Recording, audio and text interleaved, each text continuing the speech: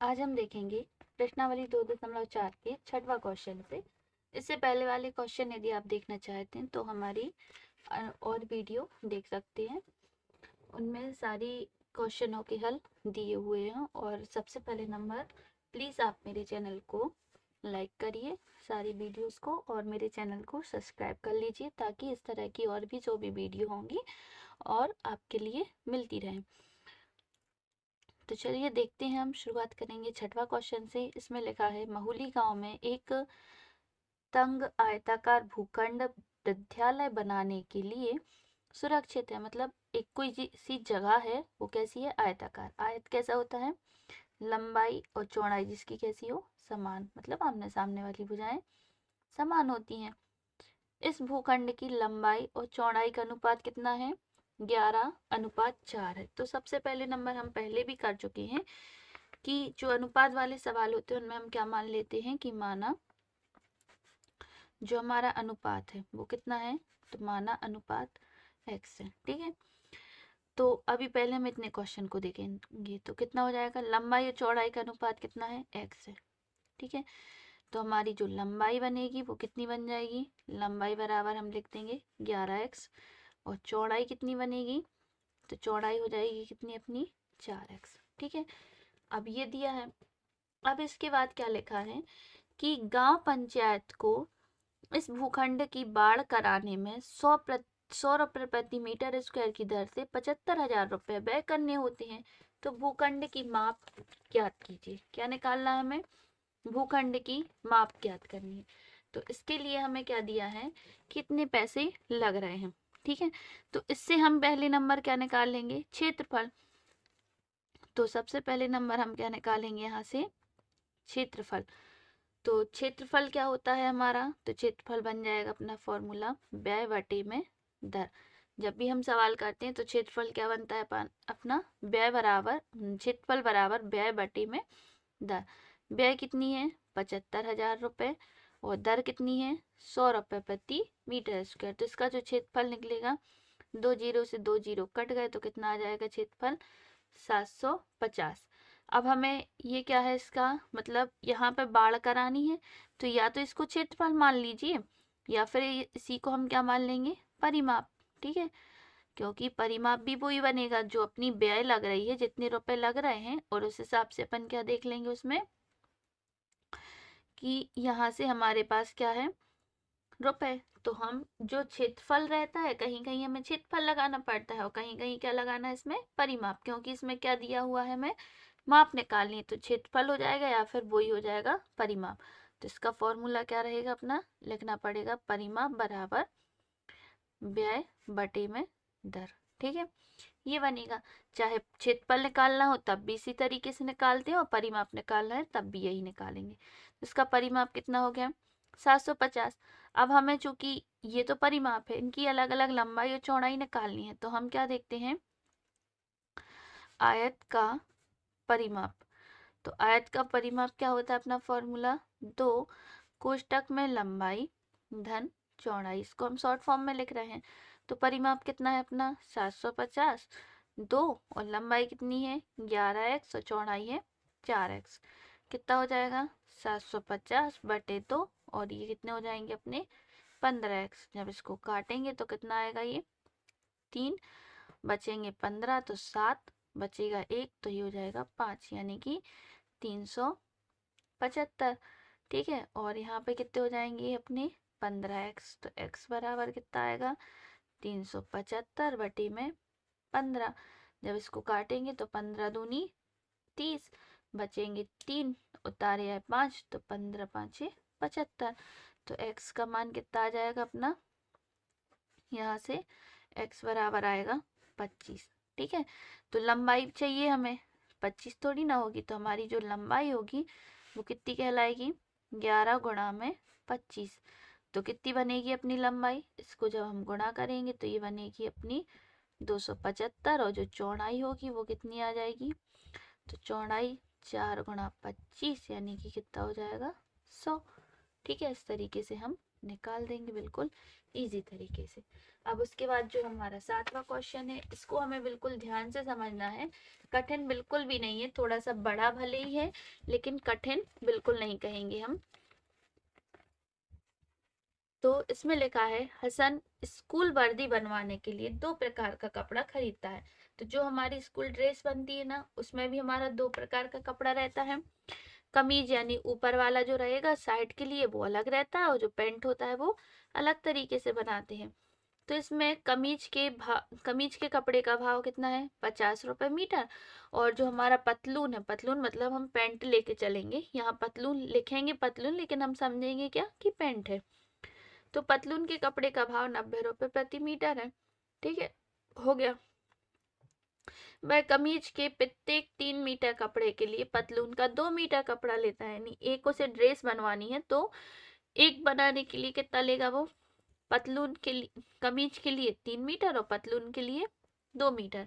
वह इस कपड़े को क्रमशः 12% और 10% लाभ पर बेचकर 36,600 रुपये प्राप्त करते हैं। यानी विक्रय मूल्य हमें कितना दिया है, 36,600। उसने पतलून के लिए कितना कपड़ा खरीदा, ठीक है, ये निकालना है हमें।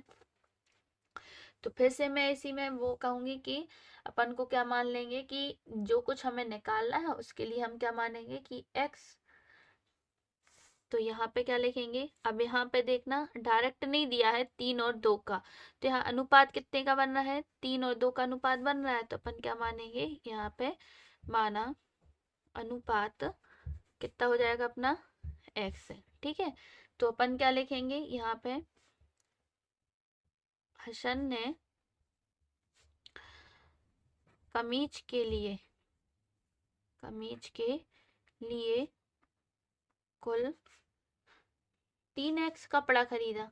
कितना खरीदा, 3x कपड़ा खरीदा।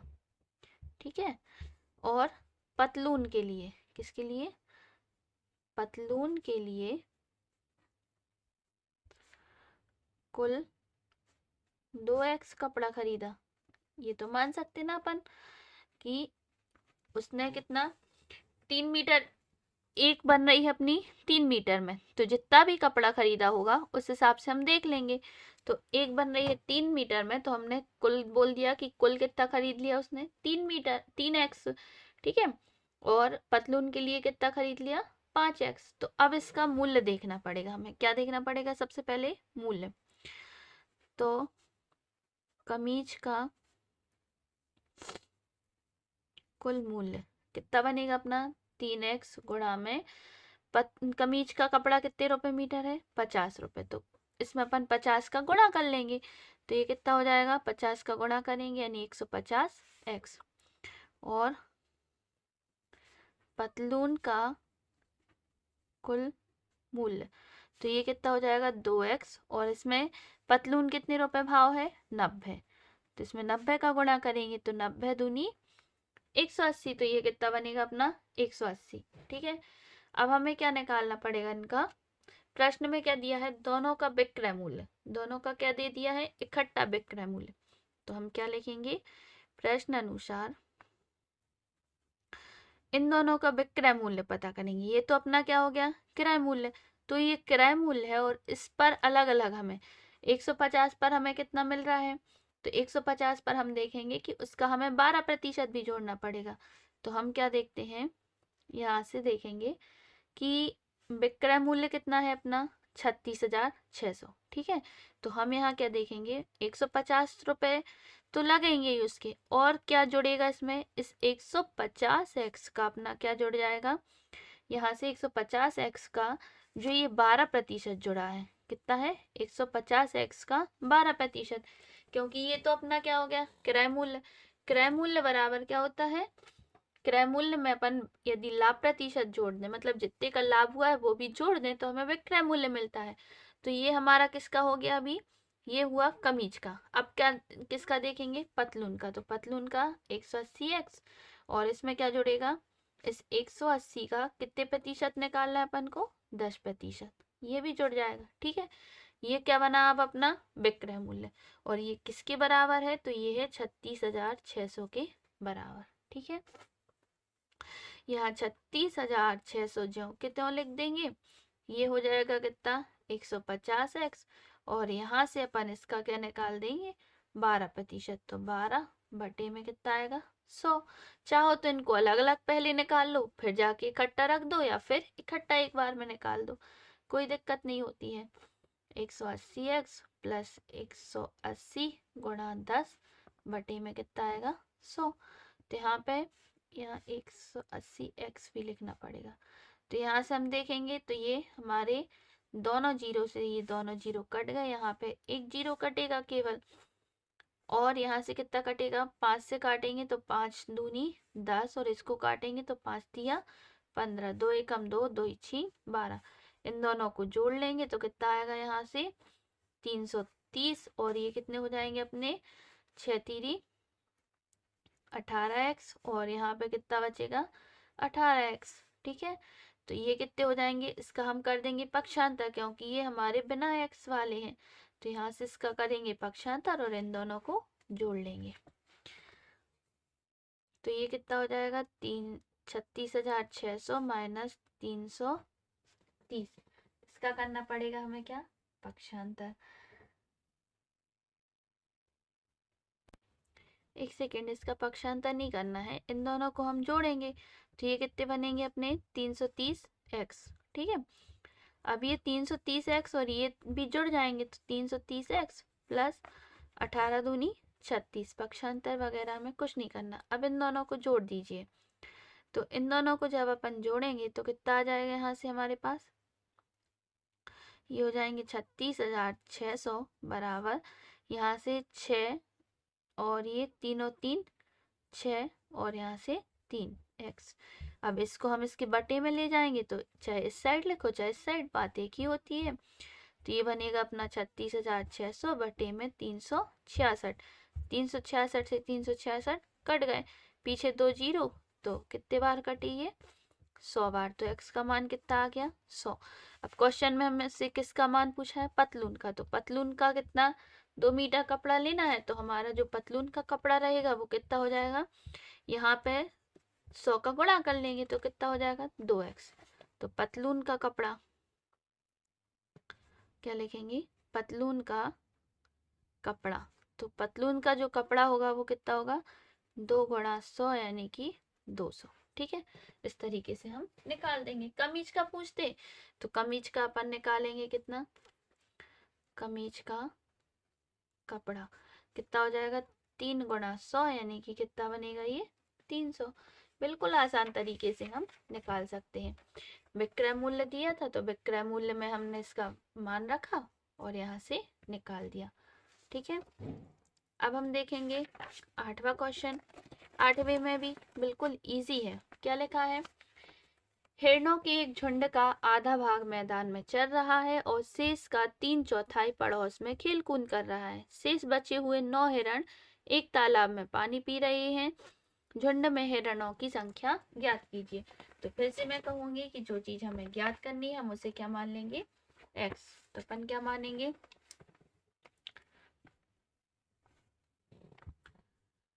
कौन सा क्वेश्चन ये अपना 8वां क्वेश्चन। तो क्या मानेंगे, माना हिरणों की संख्या, तो हिरणों की संख्या क्या हो जाएगी अपनी x है। ठीक है, हम क्या मान लेंगे कि माना हिरण की जो संख्या है वो हमारी कितनी है x।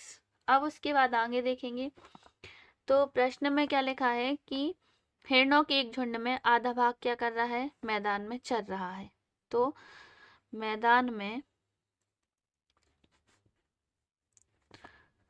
चरने वाले हिरण कितने हो जाएंगे, तो आधा भाग चल रहा है यानी x/2। तो इसमें से शेष कितने बचेंगे, तो शेष आधे ही बचेंगे। सीधा सीधा तो लिखा है कि आधा चल रहा है तो शेष कितना बचेगा x/2 यानी कि आधे बचेंगे। अब खेल कूद करने वाला, अब किसको देखेंगे अपन, खेल कूद करने वाला।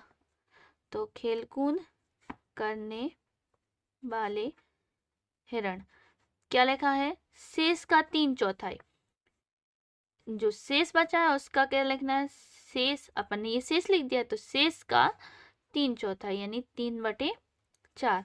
फिर से बताएंगे कि का मतलब क्या होता है अपना गुणा, तो गुणा लगाया और 3/4 लिख दिए। गुणा करने का नियम क्या होता है कि ऊपर का गुणा ऊपर करना है और नीचे का नीचे कर देना है। तो ये कितने हो जाएंगे अपने 3x/4 दूनी 8।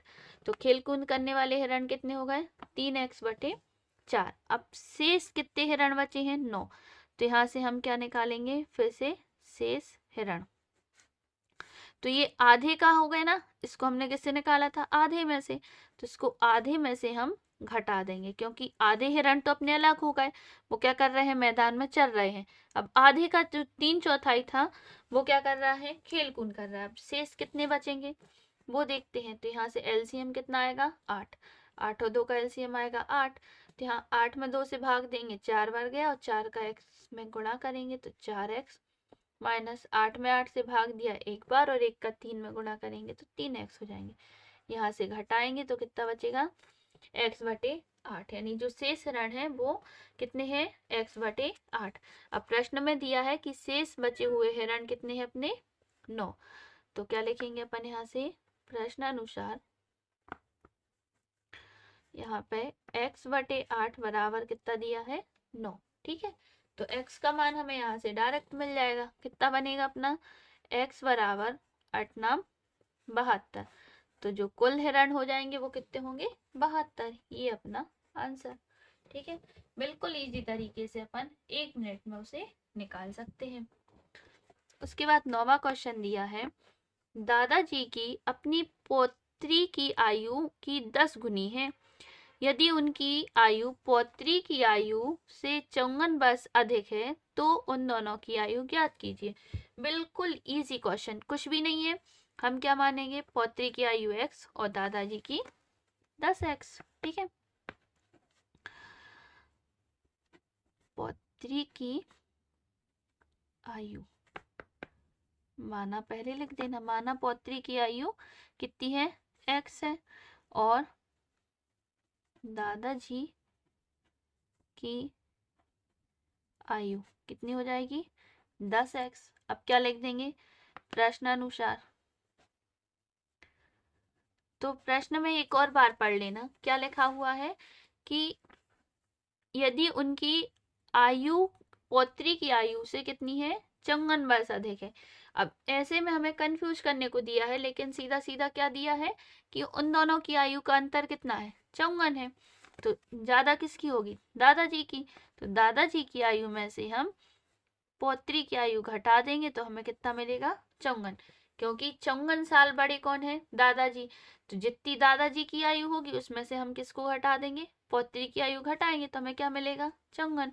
इसलिए हम ऐसा लिख देते हैं। तो कितना बनेगा 9x बराबर 54। तो x बराबर 54/9। तो ये कितने बार कटेंगे अपने 6 बार। तो x बराबर कितना आएगा 6। क्वेश्चन में हमसे पूछा क्या गया था कि दोनों की आयु ज्ञात करनी है। तो पौत्री की आयु कितनी होगी पौत्री की आयु बराबर 6 वर्ष। ठीक है, और दादाजी की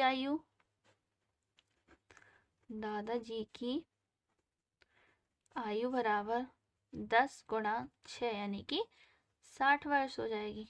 ठीक है, आंसर हो गया यही। बिल्कुल इजी तरीके से अपन कर लेंगे। फिर उसके बाद है 10वां क्वेश्चन। अमन की आयु उसके पुत्र की आयु की 3 गुनी है 10 वर्ष पहले। अब यहाँ क्या पूछा है पहले, तो 10 साल पहले की, यानी कि हमें क्या करना पड़ेगा घटाना पड़ेगा। तो घटाना है। ठीक है, 10 साल पहले उनकी आयु पौत्र की आयु की 5 गुनी थी। दोनों की वर्तमान आयु ज्ञात कीजिए। तो क्या लिखेंगे माना पुत्र की आयु बराबर कितनी हो जाएगी अपनी x। ठीक है, और अमन की आयु बराबर कितनी बनेगी 10x। अब क्या लिखा है प्रश्न अनुसार, तो लिख देंगे प्रश्न अनुसार 10 साल पहले तो x माइनस 10 और यहाँ लिख देंगे 10x माइनस 10। अब क्या बोला है 10 साल पहले उनकी आयु पुत्र की आयु की 5 गुनी थी। पुत्र की आयु कौन सी है ये वाली। तो पुत्र की आयु का 5 गुना किसके बराबर हो जाएगा जो पिता है उसकी मतलब अमन की आयु के बराबर हो जाएगा। अब इसका गुणा कर लो और पक्षांतर कर देंगे। 5x 10 में होगा तो 50, ये है 10x और माइनस की 10। यहाँ से हम कर लेंगे क्या, पक्षांतर। तो 5x का साइड करेंगे तो ये बनेगा 10x माइनस 5x, और यहाँ से माइनस के 50 लिखे ही है अपने पास, ठीक है। तो इसका कर दिया हमने पक्षांतर। एक सेकेंड, यहाँ पे क्या लिखा है कि 3 गुनी है, 10 गुनी नहीं है, कितनी है 3 गुनी, यानी कि 3x। तो इसको अपन यहाँ से फिर से देख लेते हैं कैसे करेंगे। कि यहाँ से हमें क्या दिया है, जो हमारी पुत्र की आयु होगी, पुत्र की आयु में से हमें क्या घटाना है 10, और अमन की आयु में से भी कितने घटाने हैं 10। तो पुत्र की आयु के 5 गुने के बराबर हो जाएगी। अब कर देंगे यहाँ से सही, 5x माइनस के ये हो जाएंगे अपने कितने 50, और यहाँ से हो जाएगा 3x और माइनस के 10, ठीक है। यहाँ से इसका पक्षांतर करेंगे और इसका कर लेंगे, तो दोनों का कर देना पक्षांतर। तो 5x माइनस 3x बराबर माइनस 10, और 50 का होगा तो ये हो जाएंगे प्लस के 50। यहाँ से कितना बचेगा 2x बराबर ये हो जाएंगे 40। तो x बराबर 40 बटे, तो काटेंगे तो कितना आएगा 20, यानी कि x बराबर 20 आ गया। तो हमसे पूछा क्या है, दोनों की वर्तमान आयु। तो दोनों की वर्तमान आयु यानी कि अमन के पुत्र की आयु, पुत्र की आयु बराबर कितनी है 20, और अमन की आयु कितनी बनेगी अपनी, अमन की आयु बराबर 3 गुणा 20, यानी कि कितने हो जाएंगे 60, ठीक है। ये अपना आंसर। Thank you.